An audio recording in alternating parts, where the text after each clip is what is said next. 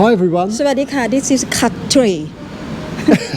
You're not meant to tell them it's cut 3, take 3, but it is take 3. Today I'm going to be reunited with a love of my life that came into my life 30 years ago, and I haven't seen it for 6 years.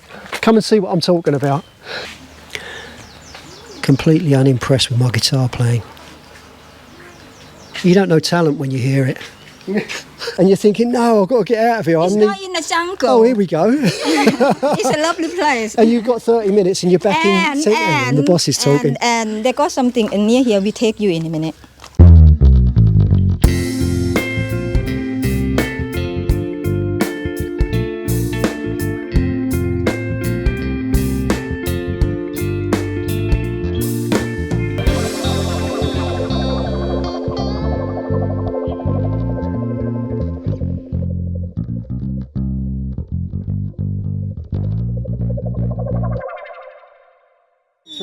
Okay, so we're on our way to visit you. We're on our way to visit some good friends. Yeah. And if anyone's in the Udon Thani area and they're looking for a gift to take to friends, souvenir, or even for yourself, because it's pretty good. What is it, Pooh? This is VT Nam Nuang place, which Vietnamese food. Yeah. So they make it like a gift. And it's like nice, it's like a nice present to. Excellent. Yeah. We've been here a few times before. We videoed before, but I know we're getting new subscribers, and some of you may not have seen those videos. So let's just have a little look inside the shop. I won't go all the way around, just a quick peek, because it's a really lovely place, and there's a restaurant here too. So they've got a lovely restaurant down the end there. Really nice. We've been here before, haven't we? Yeah, I think I'm gonna. This look really nice. I'm gonna bring Mum back here, I think. Yeah, more than just. It's not really like a normal supermarket. I don't think it's more of like a gift shop, but massive, and the choice is really really big. They also got sweet and a lot of gift here. You know, you can take to friends. Oh, look at this. This is honey, isn't it? Oh yeah. Look at that. Yeah, so really nice place, beautiful place. We better get going because we're parked in a temporary parking area. Look like little sticks of dynamite. What is it? Well, I think banana sweet or something. But they just make it look like very, how to say that, bring people in, you know. So today I got 2 sets of the gift for our friend. So, which is normally they give you very nice box, but today is like ready to eat. So, yeah. Okay. If ever you're looking out for this place, this is the main road heading south out of Udon Thani towards Bangkok, Khon Kaen, Bangkok. Up that way there, that's Udon Thani. Down that way, Khon Kaen, Bangkok, eventually. And this is the building. I always thought, when I first came here on holiday, driving past this place with Pook's parents, I thought it was like an insurance company headquarters or something. It doesn't really look like a food place or a restaurant. Pretty spectacular build. And then you got these 2 guys from the Greeters Guild beckoning you in, enticing you in. So you can't really miss it. But then again, I'll put a link down in the description just below this video. Have a look at the description and you'll be able to find the place from that. Hello, would you buy something? Okay, so Pook and I are back here, up the farm, Patch and Paul's place. We did a video on this a little while ago, and there's a very special reason. Well, it's always special to come and visit Paul anyway, but there's a special reason for me today. Paul and Patch were over in England a little while ago, and today I'm going to be reunited with a love of my life that came into my life 30 years ago, and I haven't seen it for 6 years. Come and see what I'm talking about. Hello, Paul. How you doing? Good to see you. Good to see you. You look like an Englishman again. I've had a shave this morning. There's a little gift for the 2 of you. Lovely, buddy. One for you 2 and one for Mum, yeah? Yeah, no worries. Excellent. Oh, Mum likes that as well. Yeah, VT, everyone likes that. Of course they do. Okay guys, so this is it. This is what I've been waiting for. 6 years to be reunited with this love of mine from 30 years ago. There it is. There you go. Cheers. Oh, look at this. I can just feel it already. Now, what I'm going to do, I'll sit down in a minute with Paul and I'll tell you the story about this. I can't even break into it now. Look at this. Open it up, open it up. Okay, here we go. This is such a special guitar, believe it, really. Oh, hang on, let me just cut my phone.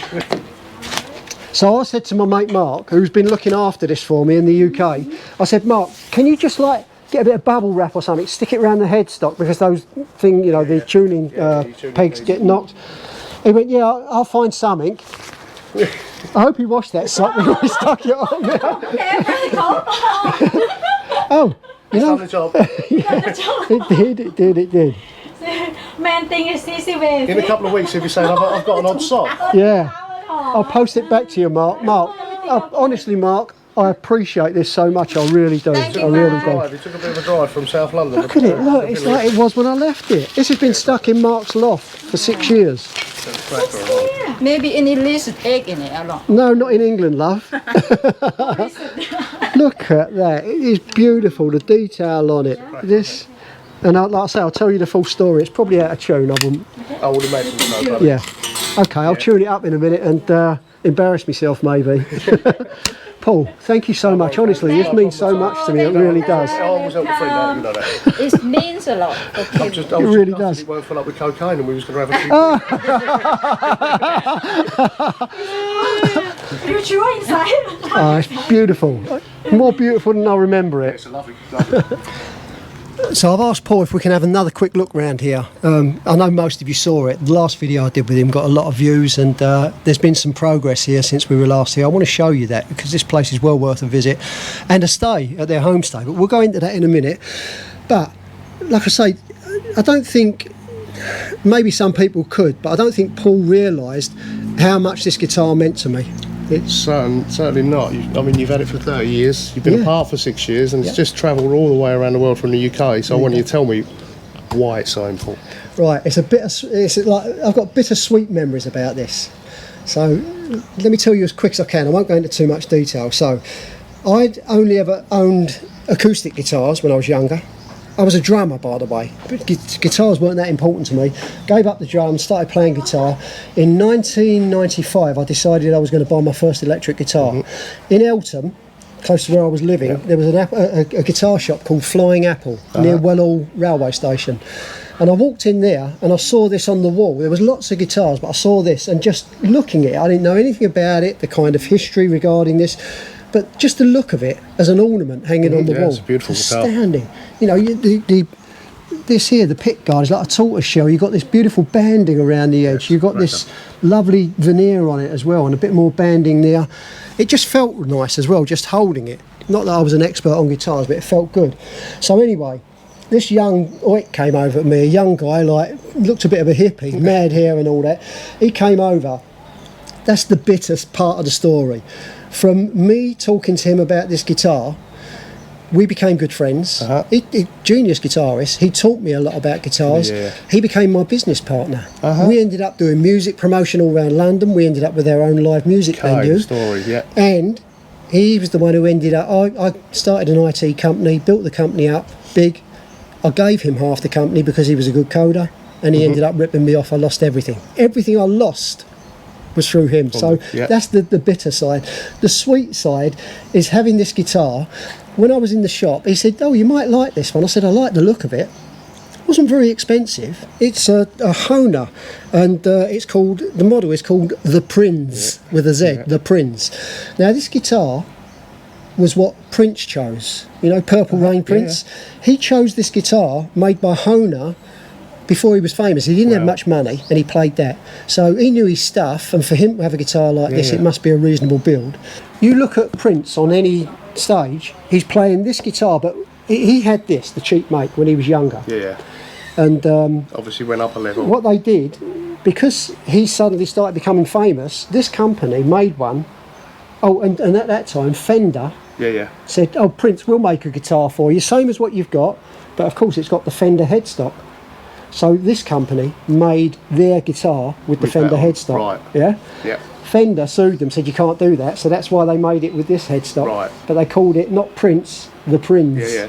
And that's the story behind it. It was a nice guitar. But it's a lovely, lovely finish. So that was that. And the other thing, and I felt it. I didn't know much about guitars, but just what they call the action on this, how close those strings are without buzzing, it is perfect. It's professional. And the reason being is because there's a guy called Ronnie Eve, his name is.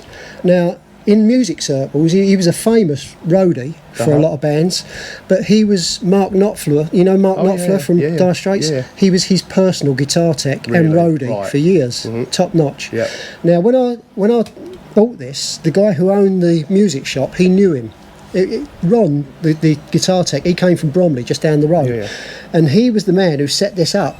And when I say set up, they get a stone and they stone the frets so they're all even, and the edges of the frets, they're rounded, they're beautifully smooth, and the action, like I say, sets all this up. So yeah, it was set up by Ron Eve. Oh, and also he used to be Jeff Beck's roadie as well, and guitar tech, so he's way up there. You're name dropping there, buddy. Well, they showed me the photographs of this guitar being worked on by Ron. Yeah. And so it didn't mean a lot to me. I didn't know who Ron Eve was, but just feeling the guitar, you knew it was pretty good. And so there's that history. It's got that history behind it as well. So yeah, the bittersweet. And it was the first ever guitar that I bought back in '95. All these years it's been with me, and I lost touch with it because I couldn't bring this when me and Pook first moved out here. And well, I'm amazed that you've been sitting in someone's loft for 6 years and you've tuned it perfectly. The strings are fine. They look like they've just been It's fitted. a beautiful guitar, Kev. I'm sure you're going to enjoy it, buddy. Oh, I certainly will, without a doubt. luck. And honestly, I keep saying it. I know I do. I keep repeating myself, but honestly, Paul, thank you so much. Forever indebted to you. No worries. Thank you so much. Cheers, buddy. Cheers, mate. Enjoy. We're going to have a little walk around in a minute and show you how they're getting on with the new project here. That we showed you the start of it in the last video, but we'll show you how they're getting on. Yeah. Cheers, buddy. Lovely. Completely unimpressed with my guitar playing. You don't know talent when you hear it. So as I was saying, we were here a few weeks ago. Since then, the work's continued. Paul and Patch have been to England. Now they're back, happily back, yeah? Happily back. Glad Listen, to be mate, back home. tell me to mind my own business, okay? And without slating it too much, what was your experience going back to England this time? If you want to talk about it, don't if you don't. Yeah, no, listen, it was enjoyable, obviously, to go back and see family and friends and the places that we visited. Yeah.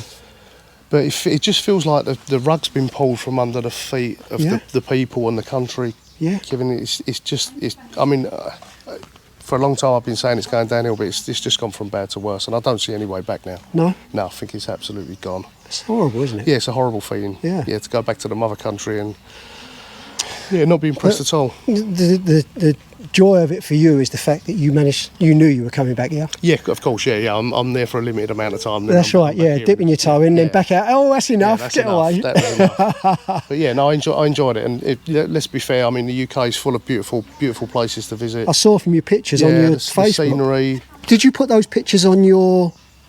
I mean, you had them on your personal Facebook. Yeah. Did you have them on the Up the Farm Facebook? No, I didn't. I only put them on the personal one. Okay. I was just going to say, that's all right, I was just going to say, put them on there as well. But anyway, everyone should have a look at the Facebook group that Paul's got for this place, Up the Farm, and the homestays. Phenomenal, really are nice. If you want to experience the other side of Thai life, you can go down to the beach, you can go to Pattaya, and you can do all of that. You can come up here to Udon, Thani, into town. But if you want to see the complete other side of Thai living, you can do it here. Sure. Stay in the homestay places they've got. I'll put a link up the top there to that video so you can have a look around the homestay places that they've got, talking about the prices and everything. Very, very inexpensive as well. Don't take his word for it. Come and see for yourself. Yeah, come and see. Yeah, come and have a look at it. Anyway, last video, Paul was talking about this little place here being built. Tell us about this, Paul. Tell us again what it is. We're going to build a kind of bar, come library, come my office. Yeah. So we had plenty of timber left over from our last build, and we're just addicted to building, Kevin. Yeah. So yeah, we're just making a nice, quiet, private area that guests can spend time there. Yeah. Make a little bar. Nice. A little bit of a library, somewhere you can play your guitar if you want to sit out and play your guitar. That'll be great. And the next phase to this is we'll put a swimming pool at the back, so nothing fancy, just an overground pool and. Yeah, just something. Listen, this is no BS, but when we came away from here last time, Pook said, let him finish his bit of building work and that, and we'll come and have a couple of nights here. We'll come and stay here. Yeah. You got to pay. I've got to pay though. I don't want any favour. No. All right, we're not coming. Simple as that. Listen, anything I do with friends, or if I recommend a restaurant or something like that, they say, "I'll have that on us." I won't do it. Well, you can do Sunday lunch for me. How's that? Okay, I'll try. It's been a long time.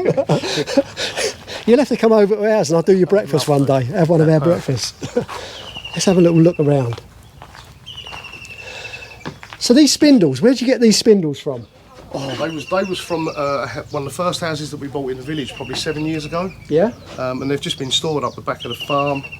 And Patch decided that she wanted to use them as rails, so the builders brought them back to life. So they're great. Yeah, what's not to like? Yeah. But yeah, they're I think the house we bought was probably 50 years old. Yeah. So it'd been standing in the village for 50 years. Someone had passed away and they was pulling it down. So that was the very first house that we bought. Yep. Which started the journey here up the farm. Fantastic. And they've come on so quickly. They've done this so quick. Beautiful little space. It really is. I can see you sit, and you can smell the timber as well. I love it. I love that smell of the wood when it's just been planed. And these bits here, similar style to what you got in your house, like a Tudor style, Edwardian style, whatever it is. I don't know. I'm not that much up on history, but it's very different to what you normally see in Thailand. That's for sure. Oh, definitely, yeah. Paul was a bit concerned. He said he wasn't sure what he was going to do with these cables, but I quite like them. It reminds me a little bit of Midi Cafe, you know, where they've got the cables running all round the walls. I've done a few videos on that. And the way the guy's done it, look at how detailed it is. I mean, you could hide that behind something, but personally, for a place like this, a space like this, I'd leave it open. My original thought was I'm going to cover it up, but now I'm thinking just leave it.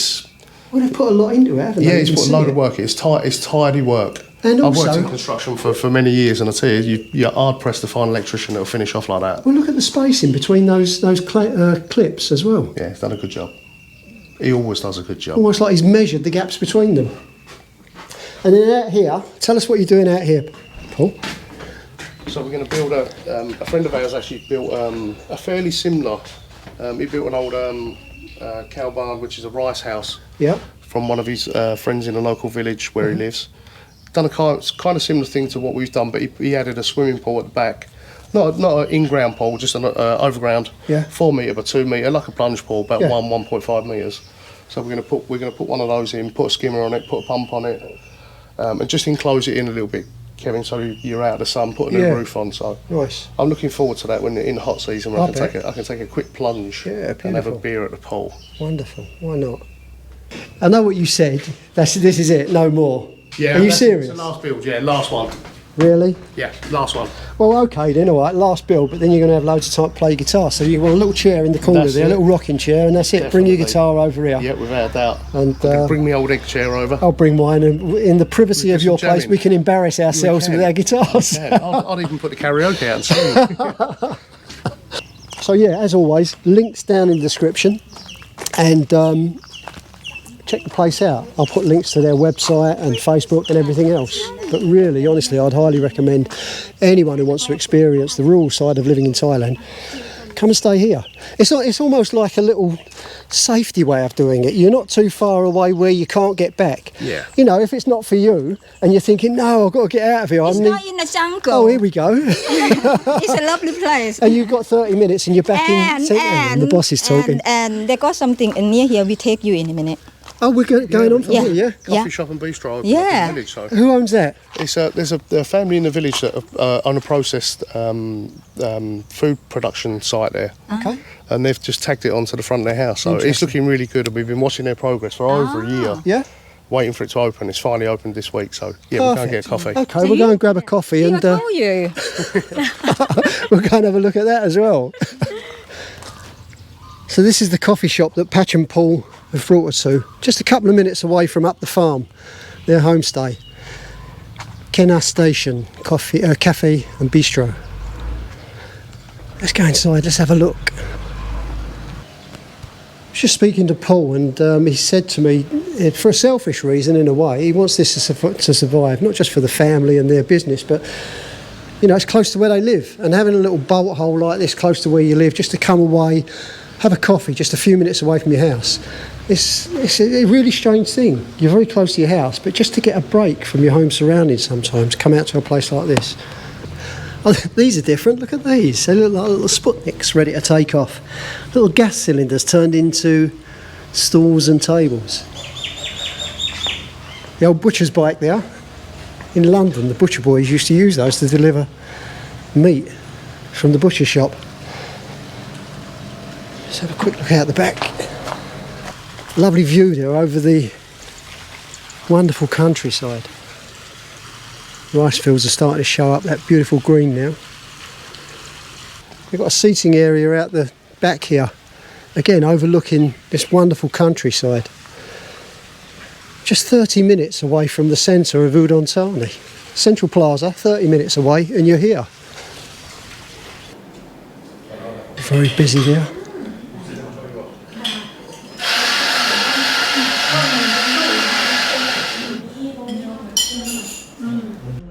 Excuse me ladies, can I interrupt? What did you order, Pookie? Americano and coconut bun. Coconut cake. Coconut cake? How is it? I can see you've already tucked in. I'm hungry. Good? Yeah. And yours, Patch? I don't know what this is. This green tea. Green tea? It's like a green tea cheesecake. It's got Chocolate a cheesecake. banana in there Yeah. and some biscuit on the bottom. Yeah. That looks really good. It's very nice. Tastes good? I like it. It's not too sweet. Let's grab a shot of Paul's before he gets back. He's disappeared outside for a minute. He's got like a chocolate cheesecake with the biscuit base on it. That looks really good as well.